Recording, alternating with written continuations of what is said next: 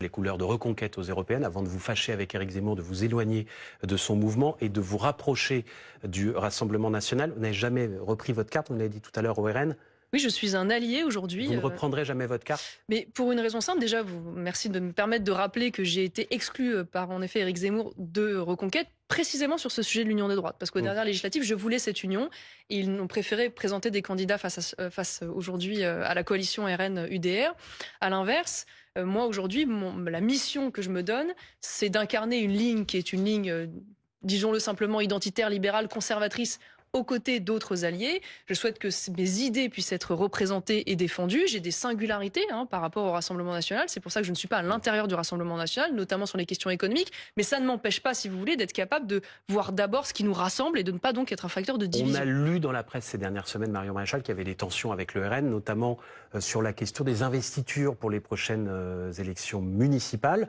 Le RN ne souhaite pas que vous puissiez présenter vos candidats sous votre propre étiquette. Ils sont quoi? Ils sont en train de vous invisibiliser tout doucement, c'est ça? Le bureau exécutif, à l'initiative de Jordan, en effet, ne voulait pas d'accord de parti au sens strict.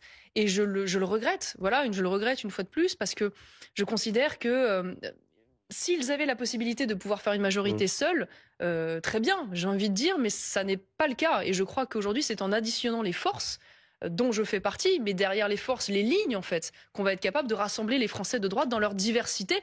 Je vais vous dire, j'en parle avec d'autant plus d'humilité que si aujourd'hui je plaide devant vous pour cette démarche, c'est parce que j'ai moi-même été victime de cette division des droites. Vous savez, j'ai été candidate aux élections régionales en Provençale-Côte d'Azur en 2015. J'étais face à Christian Estrosi et Christophe Castaner pour le Parti socialiste. Je perds à près de 46%. Alors très bien, c'est magnifique défaite. Le FN et le FN à l'époque, RN aujourd'hui, n'a jamais fait un score aussi important aux élections régionales. Eh bien, sauf que quand vous perdez à 46 ou que vous perdiez à 20 ou à 15, le résultat est le même au lendemain des élections. Et pourquoi à l'époque je perds? Parce que nous n'avons pas assez de réserve de voix au second tour, parce qu'il y a le cordon sanitaire et parce que nous ne rassemblons pas assez. Et donc de ce jour, eh bien moi je n'ai qu'une seule obsession, c'est qu'on ne reproduise pas les erreurs d'hier et qu'on ne mène pas les Français dans l'impasse. Donc si législative anticipée il y a après une dissolution, là vous partirez avec le RN?